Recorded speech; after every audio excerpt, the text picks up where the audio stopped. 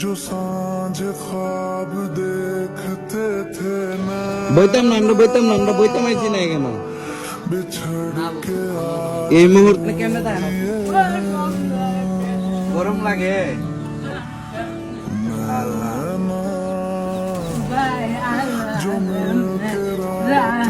আল্লাহ যেমনে রাহে এমনি তা হয় আল্লাহ নিয়ে বসে জীবন যাপন করতেছে সরকারি কোনো সুযোগ সুবিধা নেই কার জন্য বিভিন্ন কার্ড দেওয়া রাখছে একটা ঘর নাই আপনার বাড়ি একটা দরকার নেই হ্যাঁ দেখছেন নি কি খুশি হয়েছে আপনারা ওনার খুশির জন্য হইলো 10টা টাকা ওনাকে সহযোগিতা করেন না হলে আজকে ভিডিওটা শেয়ার করে দেন चलेंगे हरदम अब बांटते हैं ये गम भी হইলো 10টা টাকা ওনাকে সহযোগিতা করেন না হলে আজকে ভিডিওটা শেয়ার করে দেন আসলে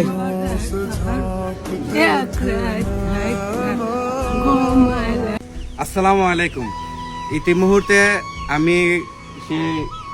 একজন অসহায় মার কাছে চলে আসলাম যাদেরকে আপনারা মোটামুটি অনেকেই চিনেন তো ইতি মুহূর্তে ওনার বাড়িতে আসলাম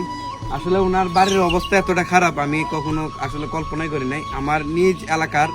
একটু অন্য এলাকা আর কি পাশের এলাকা তো ওনার যে বাড়িটা ওনার বাড়ির অবস্থাটা খুবই খারাপ তো আমি একটু কষ্ট করে আপনারা যে যেখান থেকে আজকে ভিডিওটা দেখতেছেন একটু কষ্ট করে ভিডিওটা শেয়ার করে দিবেন আর আপনারা যে যত পারেন ওনাকে সহযোগিতার হাত বাড়িয়ে দিবেন আমি আপনাদেরকে কয়েকটা জিনিস দেখাই যেটা জিনিসটা আপনারা বুঝতে পারবেন আপনার বাড়িটা একটু আমার দেখান না হ্যাঁ এই যে উনি কিন্তু শারীরিকভাবে অসুস্থ হ্যাঁ আপনার বাড়ির কিটা অবস্থা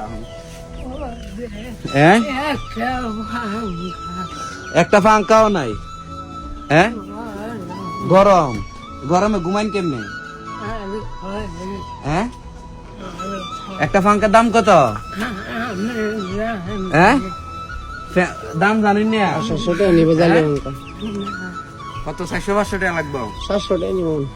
আচ্ছা আপনার যে ঘরের অবস্থা ঘর নিয়ে আপনি কেউ কিছু করবেন নি হ্যাঁ ঘর তুলে দিত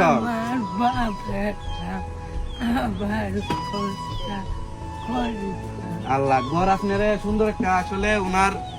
উনি বলছিল যে উনার